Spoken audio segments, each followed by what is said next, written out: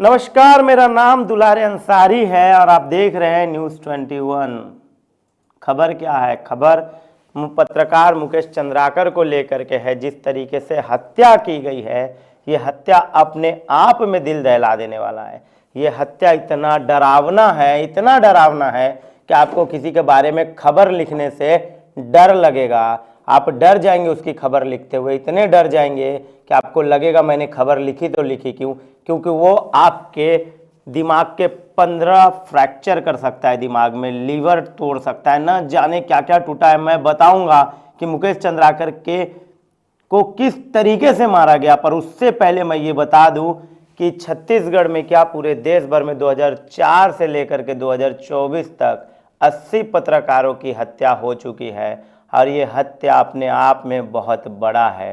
ये हत्या अपने आप में बहुत दर्दनाक है। अगर 2014 से 24 तक का दायरा देखें तो इसमें 28 पत्रकारों की हत्याएं हो चुकी है। बड़ी बड़ी बात कह रहा हूं, पर इस बात पे चर्चा करने के लिए देखिए राजनीतिकरण चालू हो गया। एक तरफ बीजेपी खड़ी हो गई है और एक तरफ कांग्रेस खड़ी हो गई है। कांग्रेस कह रही है बीजेपी का हाथ है, बीजेपी कह रही कांग्रेस का हाथ है। सुरेश चंद्राकर के फोटो तस्वीर कांग्रेस में है, दीपक बैज के साथ है 2019 के। पर यह समझना बड़ी मुश्किल है कि क्या पत्रकार के मौत पर भी, क्या पत्रकार के हत्या पर भी साजिश होनी चाहिए। अब पुलिस पर भी आरोप लगने लगे कि पुलिस को पता था कि सुरेश चंद्राकर कहाँ है, पुलिस ने सारा षड्यंत्र रचा और फिर वहाँ से, कहाँ से, हैदराबाद से गिरफ्तार करके मीडिया के सामने परोस दिया कि हमने गिरफ्तार किया है। आप छोटे से चाकूबाजी में पकड़ाएंगे तो पुलिस मुंडन करेगी, रोड पे आपकी बारात निकालेगी और कहेगी पुलिस हमारा बाप है, चाकू छुरी करना पाप है, पुलिस हमारा बाप है, चोरी करना पाप है, न जाने क्या क्या स्लोगन दे देते हैं। उनको ये अधिकार नहीं है कोर्ट की तरफ से, पर वो अपने अधिकार से भी ऊपर आकर के, अधिकार का भी उपयोग करके वो क्या करते हैं, लोगों के साथ खेलते हैं। पर सुरेश चंद्राकर को बड़े अच्छे से एक शर्ट उतार दिया गया है, बनियान पहना दिया गया है और बनियान पहना देने के बाद अच्छे से फोटो खींच करके मीडिया में दे दिया गया। कोई बड़ा विजुअल नहीं दिया गया, 9 सेकंड का एक विजुअल आया है, समझ में नहीं आया उस विजुअल पे हम क्या चला और क्या नहीं चला। खैर, इस विषय पर चर्चा करने के लिए मेरे साथ छत्तीसगढ़ के 2 वरिष्ठ पत्रकार जुड़ चुके हैं। जितेंद्र जायसवाल जी जुड़ चुके हैं। जितेंद्र भैया जी, आपका बहुत बहुत स्वागत है न्यूज़ 21 में। न्यूज़ 21 का आभार और जम्मू छत्तीसगढ़िया मल्ला जोहार। जोहार। दूसरे तरफ हमारे साथ वरिष्ठ पत्रकार जो बस्तर के ही हैं, जगदलपुर के ही हैं, रवीश जी जुड़ चुके हैं। रवीश शर्मा जी, आपका भी बहुत बहुत स्वागत है न्यूज़ 21 में।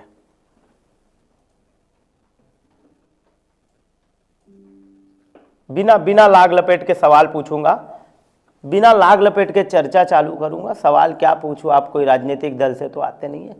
अब एक भय का माहौल पैदा किया जा रहा है पत्रकारों को लेकर के छत्तीसगढ़ में कहा गया कि औ नहीं सही वो बदल के रही वो, बड़ा बड़ा वादा दिया गया जितेंद्र जी। इस वादे के तहत सरकार बदली और एक लगा कि एक नई सरकार आएगी। खैर, हमें भूपेश बघेल ने वादा किया था कि हम पत्रकार सुरक्षा कानून लेकर के आएंगे। पत्रकार सुरक्षा कानून तो लेकर के नहीं आए, पर एक पत्रकार की हत्या हो गई है। क्या कहेंगे आप? ये सिर्फ एक पत्रकार की हत्या से जुड़ा हुआ मामला नहीं है, ये कई पत्रकारों की हत्या से जुड़ा हुआ मामला है। और ये दर्दनाक जो मौत हुई है और उसके बाद जो है मैं जो है बड़ा निशब्द हो गया था। आखिरकार जो एकता आज देखने को मिली है, इस कारण से कहीं न कहीं दोषियों को पकड़ने में सफलता मिली है। यदि इस मामले को भी पहले की तरह नहीं उठाया जाता, एकजुटता का परिचय नहीं दिया जाता, तो शायद विदेश में बैठ करके आज वह आरोपी न जाने क्या कर रहा होता और फिर एक मौत का जो है मंजर षड्यंत्र रच रहा होता। बड़ी शर्म आती है सरकारों से कि हमारी मौत पर भी ये राजनीति करते हैं। हमारे हक की बात तो छोड़ो, कल तक हम जेल जाते थे।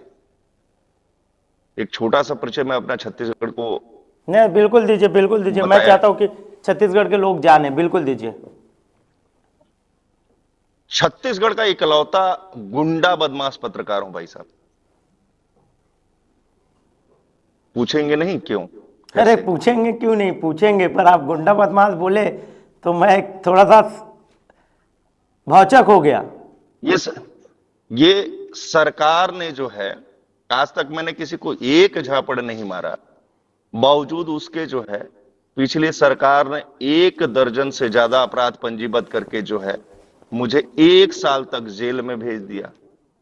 और उसके बाद जब नई नवेली सरकार आई, लगा कि आस है पत्रकारों के विषय में कुछ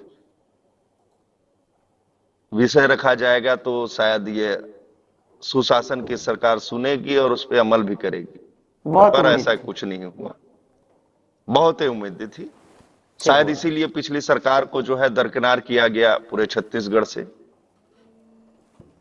तो जैसे ही उम्मीदें बना करके हम इनके पास गए कि भाई, तो उससे पहले ही जो है इनके द्वारा जो है जिला बदल कर दिया गया। ठीक बोल रहे हैं। तो यहां तक तो समझ में आ रहा था भाई साहब कि हम लोगों की उम्मीद बन करके, लोगों की आवाज बन करके, कमियां खामियां दिखा करके जेल तक जा रहे थे। और जेल में मान्य न्यायालय के ऊपर हमें अब बिना विश्वास गलती था के जा कि रहे हम वहां से थे, बिना गलती के, सच दिखाने की सजा थी जेल। जितेंद्र कुमार जी, कुमार जितेंद्र जी, सच दिखाने की दूसरा सजा बात थी बड़ा जेल। आज सच दिखाने की सजा मौत है। कल ऐसा ना हो कि बीवी बच्चे हमारे उठा लिए जाए, बीवी बच्चों के साथ हमारी हत्या हो जाए और हम सर पे सर और हाथ पे हाथ रख के देखते रहे। यह बड़ा सवाल उठ जाता है छत्तीसगढ़ में।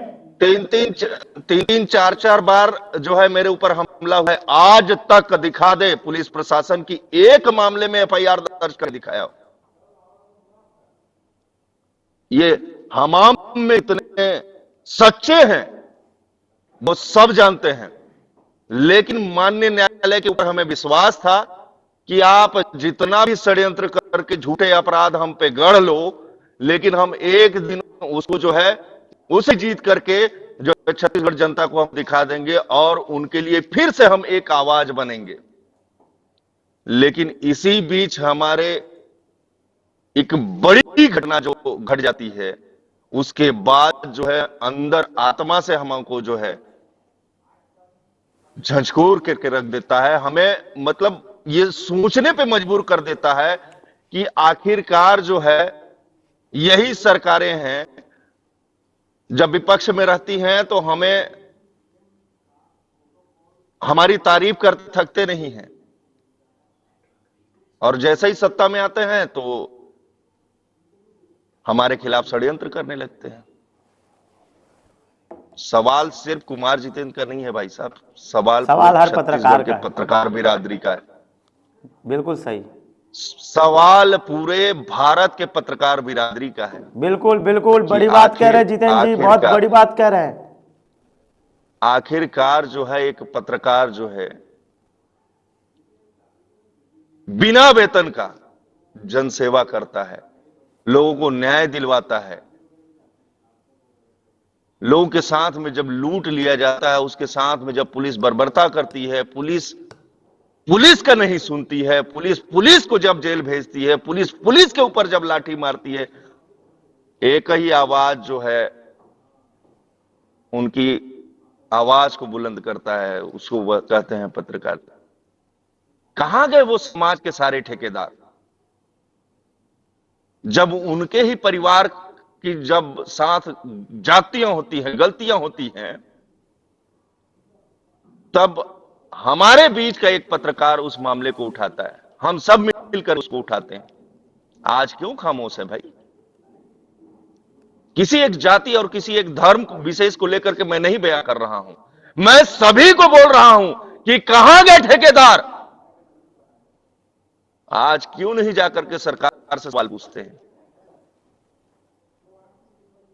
पूछिए जरा, जब आपके बीच के किसी भी एक व्यक्ति को खरोच तक आती है, कुमार जितेंद्र जी, खरोच तक आती है, पूरा होने दीजिएगा, कुमार जितेंद्र जी, खरोच तक आती है, कुमार जितेंद्र जी, खरोच तक आती में है। एक बात ऐड कर दूं, नेताओं ने कब सीधा जवाब दिया है? जी जी, नेताओं ने कब सीधा जवाब दिया है? भाई साहब, बात तो नहीं है जवाब देने की। मैं समाज के उन ठेकेदारों से सवाल करना चाह रहा हूं कि जब उनके परिवार के किसी भी सदस्य के साथ में खरोच आती है, जब वो समाज का तमगा लेकर के जाते हैं कि हमारे साथ गलत हुआ है, तो वही पत्रकार साथी भाई जो है, वही मीडिया संस्थान जो है, उनको दिखाती है, उनके हक की बात करती है। आज उनका ही हत्या हो गया। कहां गए हमारे समाज के? ठीक बात कह रहे हैं, दम है बात में। बताइए दुलारी जी कि कहां कुमार गए जितेंद्र वो जी, आपके समझ। तरफ आऊंगा, थोड़ा सा रवि जी शर्मा जी को भी सुन लेते हैं। बीजापुर के ही पत्रकार है, जगदलपुर में रहते हैं, क्या घटना थी?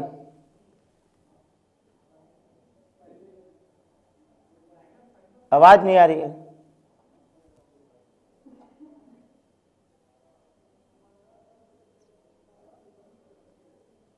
रुक जाइए, आवाज नहीं आ रही है। रवि जी की तरफ मैं रुक कर लेता हूँ। रवि जी, कुमार जितेंद्र जी रुक जाइए, आपकी आवाज नहीं आ रही है। रुक जाइए, रुक जाइए, ठहर जाइए, मैं आपके तरफ आऊंगा। जी मैं रुक जाइए, मैं आपके तरफ आऊंगा। रवि जी, क्या स्थिति है, क्या चल रहा है अब? क्या लग रहा है पत्रकारिता इस दौर में, इस डर में कि हमारे साथ, हमारे परिवार के साथ कुछ गलत ना हो जाए, कैसे होगी? कैसे करेंगे हम लोग निष्पक्ष पत्रकारिता? कैसे लड़ेंगे निष्पक्ष जन पत्रकारिता की लड़ाई? बताइए रवि जी। रवि जी, मेरी आवाज जा रही है? रवि जी, शायद नेटवर्क का समस्या होगा। ठीक है, जवाब दे दीजिए, जवाब दे दीजिए, जवाब दे दीजिए जितेंद्र जी। देखिए क्या है कि सबसे पहले तो हमको ये समझना पड़ेगा कि आखिरकार ये आती जाती सरकारें हैं या फिर किसी की भी सरकारें हों, ये जनता को भी जुमलेबाजी करती हैं। जिनकी और जिनकी वजह से ये सत्ता में बैठते हैं, या जिनकी वजह से इनका चेहरा चमकता है, जिनकी वजह से ये जो है सामान्य व्यक्ति ना सिर्फ विधायक बनता है, सीधे मंत्री तक की कुर्सी में बैठ जाता है। सवाल तो इनसे पूछना चाहिए कि ठीक कभी है, सोचे थे कि सरपंच से लेकर के आप मुख्यमंत्री तक का जो है सफर तय कर पाएंगे? सवाल तो इनसे पूछना चाहिए कि पत्रकार सुरक्षा कानून को लेकर के जो ये सिर्फ वादे करते आ रहे हैं, कहां पर फाइलें अटक रही हैं भाई साहब? पूरे प्रदेश को आप चला रहे हैं और पूरे प्रदेश के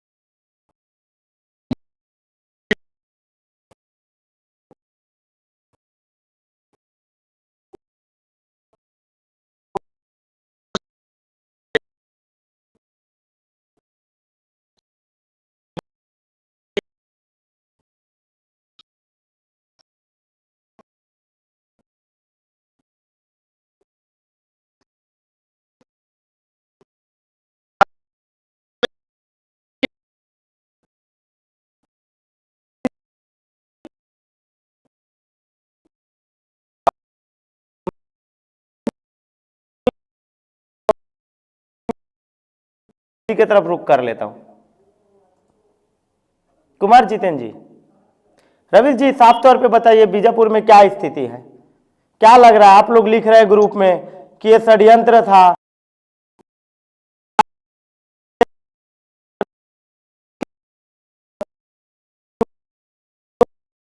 क्या लग रहा है रवि जी? क्या पूरा मास्टरमाइंड ही पुलिस है? पूरा मास्टरमाइंड ही प्रशासन है। क्या हमें हक नहीं है सच लिखने का? क्या पत्रकारों को हक नहीं है सच लिखने का? अब पत्रकारों को मौत की सजा दी जाएगी सच लिखने पर, घोटाले उजागर करने पर। रविश जी। जी, पूरा आज छत्तीसगढ़ राज्य हो या पूरा भारत हो या मीडिया जगत हो, मीडिया जगत के साथ साथ जो हमारे आम लोग हैं, इनको जो है कहीं ना कहीं सोशल के माध्यम से, टीवी के माध्यम से और भी अनेक संसाधन जो एक दूसरे से साझा करते हैं। अभी कुछ ही देर पहले की बात है कि मेरे पास एक मीडिया से कोई जानकारी नहीं है कि क्या चैनल होते हैं, क्या सा पेपर होता है, पत्रकारिता क्या हमने देखा कि वो एक पत्रकार है, लेकिन उनके बारे में जानने के लिए वो कौन है, और जब हमें पता चलता है किससे जानकारी मिल सकती है, तो हमने एक पत्रकार को फोन किया, मतलब उन्होंने मुझे फोन किया। मतलब आप सोच सकते हैं कि ये सूचना, ये जानकारी कितनी भयभीत है। और वर्तमान में आम पब्लिक के वहां पर हुआ क्या है, क्या पत्रकार को इतनी बड़ी सजा दी जाती है? क्या वो हक नहीं है सामने लाने सुना का? दे रहा हूं, पढ़ के सुना दे रहा हूं, पढ़ के सुना दे रहा हूं। रविश जी थोड़ा सा सुनिएगा, जितेंद्र जी आप भी सुनिएगा, थोड़ा सा सुनिएगा आप लोग क्या लिखता है नवभारत। नवभारत के पेपर की कटिंग पढ़ के सुना रहा हूं मैं। पोस्टमार्टम के दौरान लीवर के 4 टुकड़े, 5 पसलियां टूटी हुई, सिर पर 15 फ्रैक्चर, हार्ट फटा और गर्दन टूटी मिली। डॉक्टर कह रहे हैं कि पीएम करने वाले डॉक्टर ने कहा 12 वर्षों में, 12 एक दशक की बात, 12 वर्षों में, 12 वर्षों के कैरियर में नहीं देखा ऐसा केस।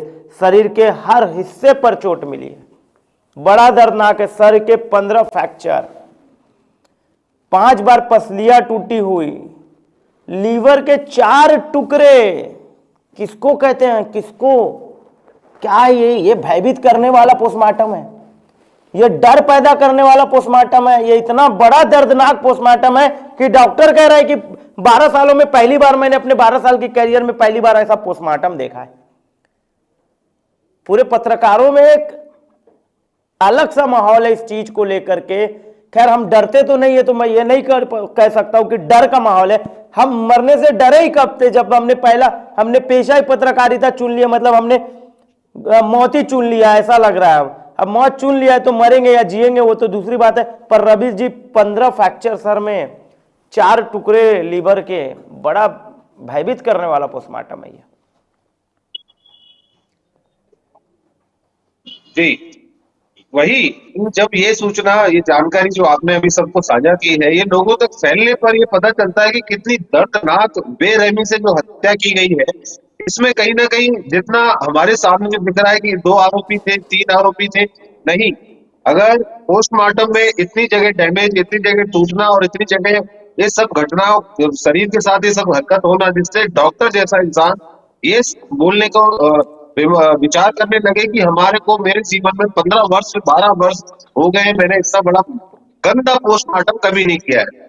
तो कहीं ना कहीं वहां के लोगों की मैं जानना चाहूंगा, मतलब बताना भी चाहूंगा कि कम से कम वहां पर आधा दर्जन लोगों के द्वारा ही ये कृत्य किया जा सकता है। इसमें 2 से 3 लोग, इतना बड़ा हरकत, इतनी बड़ी चीजें और इस तरीके से संभव नहीं दिख रहा है। क्योंकि दूसरा ये भी है कि जो मुख्य आरोपी जो है सुरेश चंद्राकर, ये 6 दिन के बाद आपको हैदराबाद स्टेशन पे मिलते हैं और वहां सीधे पुलिस लाके आपके सामने रखती है। सवालिया निशान यहाँ पे उठता है, ये सीधे आपके सामने एक बयान में रखती है और हमें बिल्कुल नहीं बताया जाता है। बस एक जानकारी प्राप्त होती है कि 300 मोबाइल फोन खनखनाए गए, 200 सीसीटीवी कैमरे को खंगाला गया।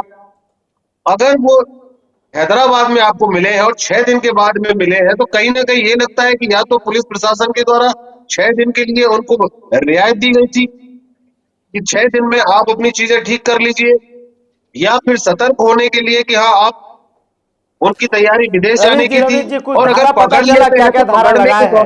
दौरान धाराओं का कुछ ज्ञान है, धाराओं का ज्ञान, क्या क्या धारा लगी है, एफआईआर में क्या लिखा गया है? देखिए, ये कहीं कहीं कहीं स्पष्ट नहीं किया गया इतना। और चूंकि नई न्याय प्रक्रिया को सामने रख करके सारे काम हो रहे हैं, हमको पहले पता चलता था कि हाँ 376 क्या होती है, 420 क्या होती है। लेकिन वर्तमान में कहीं ना कहीं नई धाराओं का जो है सबको इतना ज्ञान नहीं हुआ है। 3 विषयों में थोड़ा उसमें बदलाव हुआ है। और इसको लेके बस अ, ऐसी कोई चीज सामने नहीं आई कि इन्होंने कौन कौन सी धाराओं का जो है जिक्र किया है। जितेंद्र जायसवाल के ये ये थोड़ा जितेंद्र सा कुमार जी की अधूरा तरफ होगा। रुख करूंगा रवि जी, और पूछूंगा 12 महीने जेल के अंदर रहे हैं, कोई बिना गलती के, गलती क्या थी एक खबर चलाना, गलती क्या थी पंकज बेग को न्याय दिलाना, गलती क्या थी टीआई को कटघरे में खड़ा करना, गलती क्या थी सरकार को आईना दिखाना कि तुम देख लो कितने सुंदर हो, पाउडर लगाए हो कि नहीं, क्रीम लगाए हो कि नहीं, ये दिखाना, कितना बड़ा भ्रष्टाचार हो रहा है। ये सजा थी, ये गलती थी, और इस गलती के चक्कर में 12 महीने रहे हैं। कोई बड़ा गलती नहीं था, ये तो मर्डर है। कितने दिन में बाहर आएंगे जितेंद्र कुमार जी? कितना दिन लगेगा उनको बाहर आने में? आप छोटे से धाराव में देखिए आप अंदर 12 महीने थे। ये तो बड़ा मौत का मामला है, 15 फ्रैक्चर का मामला है, 4 पसली टूटने का मामला है, 5 पसली टूटने का मामला है, 4 लीवर के टूटने का मामला है। कितना दिन लगेगा कि 2-3 महीने में न्याय मिल जाएगा, इनको बेल मिल जाएगा और ये आसानी से फिर दूसरे पत्रकार के खिलाफ षड्यंत्र रचना चालू करेंगे? बोलेंगे एक को मारा 3 महीने में बाहर आ गया, दूसरे को मारूंगा फिर 3 महीने में बाहर आ जाऊंगा, तीसरे को मारूंगा फिर 3 महीने में बाहर आ जाऊंगा, हर 3 महीने में तो मैं बाहर आ ही जाऊंगा। बताइए। देखिए क्या, सबसे सबसे पहले तो मूल जड़ को हमको समझना पड़ेगा कि आखिरकार एक सामान्य सा व्यक्ति जो जिसकी शिक्षा भी बहुत ज्यादा नहीं थी और वो मात्र 10,000 रुपए की नौकरी से स्टार्ट करता है और बहुत जल्द ही करोड़ों अरबों का आसामी हो जाता है। तो ये कहीं ना कहीं शंका का विषय है। उनके आर्थिक स्थिति इतनी संपन्न हो गई तो हम किसी प्रकार का टीका टिप्पणी नहीं कर रहे हैं, लेकिन इसके पीछे जो षड्यंत्र है, जब आपस में एक दूसरे के खिलाफ जब ये बयानबाजी जारी किए हैं तो ये अपने मुख से ही ये बता दिए हैं कि आखिरकार जो है अधिकारी लोग कैसे साठगांठ करके सुरेश चंद्राकर जैसे लोगों को सीधे फर्श से अर्श तक उठाने का काम किए हैं, ताकि कभी इस तरह का जो है उनके गिरेबान तक यह जो है बात तक नहीं आए। और जब बात हद से ज्यादा बढ़ जाए तो उसे वहीं पे दफना भी दिया जाए आसानी से। सबसे पहले तो हमको यह भी जानना पड़ेगा कि यदि मामला उठता है तो उसके पीछे का मुख्य षड्यंत्रकारी कौन होता है, कौन है। जिस तरह से तस्वीरों में 2 राजनीतिक दल के लोग दिख रहे हैं ना, ठीक उसी तरह तस्वीरों में स्थानीय कलेक्टर, स्थानीय एसपी बड़े मुस्कुराते हुए दिख रहे हैं। आखिरकार इन पर सवाल क्यों नहीं उठा रही है सरकार? स्क्रीन पे क्यों ही चल रहा है, भयभीत है बाइट दे भाई? रहे हैं, स्क्रीन पे ही चल रहा है, बाइट दे रहे हैं, कोई शिकन नहीं है चेहरे पर, कोई चीज नहीं, गुस्सा नहीं। अपना पर्स चोरी हो जाएगा तो गुस्सा आ जाएंगे, अपने साले का पर्स चोरी हो जाएगा तो गुस्सा आ जाएंगे, बीबी का पर्स चोरी हो जाएगा तो गुस्सा आ जाएंगे, पर इतना बड़ा मर्डर हो गया, पत्रकार का मर्डर हो गया, पर जरा सा चेहरे पे शिकन नहीं है। देखिए स्थानीय पत्रकारों का भाई साहब भी हैं, वहां से हैं, वो इस बात को जान रहे हैं कि अभी जो भयावह मंजर स्थिति वहां निर्मित हो रही है, अभी ये भी सुनने को आ रहा है कि वहां की आवाज जो है बुलंद न हो और भी जो है घोटाले सामने न आए बोल करके कई पत्रकारों को थाने तक बैठाया जा रहा है 2-2 नहीं 4-4 नहीं, अब घंटे नहीं तक। चल पाएगा ये तक खबरें खुल के सामने आ रही हैं। तो इससे ये समझ में आ रहा है कि आखिरकार जो है स्थानीय पत्रकारिता करना या दूरांचल की पत्रकारिता करना, जंगल के नजदीक रह करके पत्रकारिता करना, सीमावर्ती जगहों में रह करके पत्रकारिता करना। हाल ही में आपने गांजे रख करके जो है 4 पत्रकारों को जेल भेजवाते हुए बड़ी बात सुना देखने को होगा। मिली थी।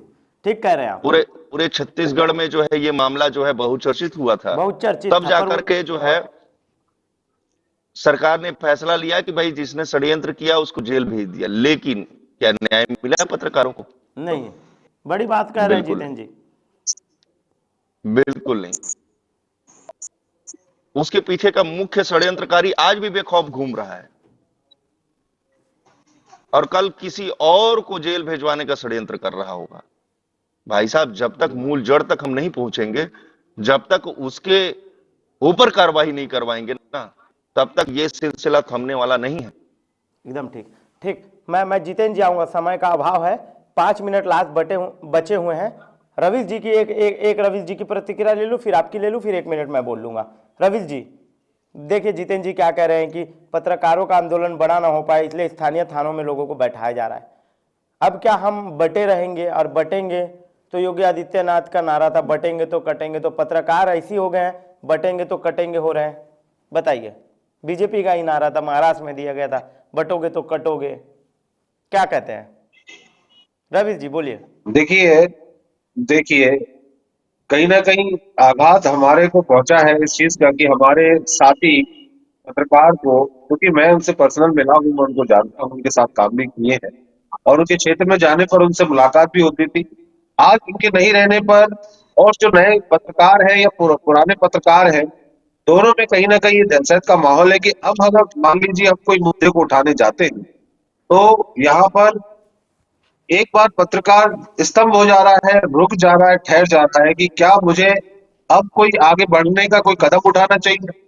साथ ही हम देख रहे हैं कि अब एकजुट कर ही हम सभी लोग बीजापुर में थे, पूरा सुबह से लेकर के शाम तक चीजों को देखी जानी, लेकिन इसके बाद का हमें खुद को समझ नहीं आ रहा है कि अब हमें क्या करना चाहिए और क्या होना चाहिए। सारी दाद पुलिस के ऊपर टिकी हुई थी और पुलिस के द्वारा हमको लास्ट में एक जो संदिग्ध आदमी था उसको सिर्फ खड़ा कर दिया गया है। इसके बाद क्या ये काफी होगा कि सिर्फ उनकी गिरफ्तारी हो? क्या ये काफी होगा कि वो फिर से छूटे और फिर से उसी एरिया में जाकर के अपनी ठेकेदारी वापस चालू करे? अब उनके खिलाफ खड़ा होने के लिए कोई पत्रकार क्या आगे बढ़ेगा? यहाँ पर हमको कहीं ना कहीं इस चीज को जहन में उतारना होगा कि जब तक उनको कड़ी से कड़ी वहां पर सजा ना हो, पुलिस के द्वारा, प्रशासन के द्वारा और शासन के द्वारा उसमें एक सटीक और पुख्ता सजा का प्रावधान ना हो, तो हमारे लिए ये विचारणीय रहेगा कि हमें आज भी और कल भी क्या करना होगा। जी अंसारी जी। हाँ, कुमार जितेंद्र जी, आप साफ तौर पे कह रहे थे कि वहाँ पर स्थानीय पत्र, मैं योगी आदित्यनाथ के नारे की बात कर रहा हूँ, मैं महाराष्ट्र के चुनाव के नारे की बात कर रहा हूँ, बटेंगे तो कटेंगे। हम पत्रकार अलग अलग संगठन में, अलग अलग भागों में बटे हुए हैं, कुछ राजनीतिक दलों की तरफ ज़्यादा आकर्षित है, न जाने क्यों आकर्षित है। तो क्या अब दौर आ गया है कि हमें एक होना चाहिए, हमें एक आवाज़ बननी चाहिए, और ये एक आवाज़ ही हमें न्याय दिलाएगी? एकदम आखिरी प्रतिक्रिया चाह रहा हूँ बस आपसे मैं।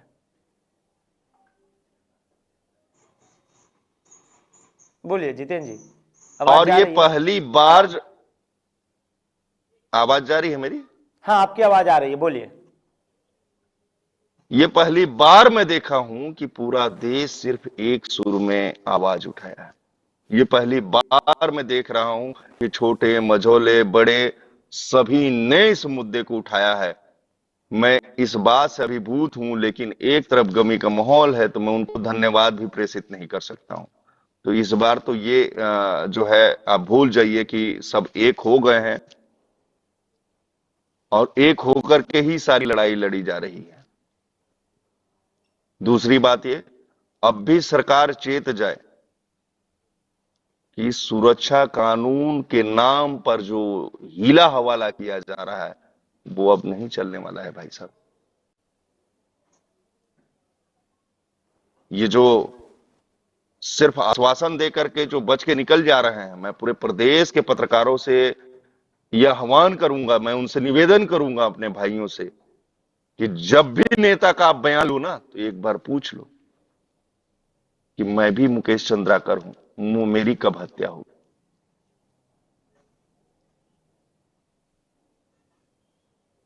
ठीक कह रहे हैं। या फिर सुरक्षा कानून दे रहे हो कि लास्ट नहीं दे 10 रहे हो। Second Jitendra Kumar ji, last 10 second.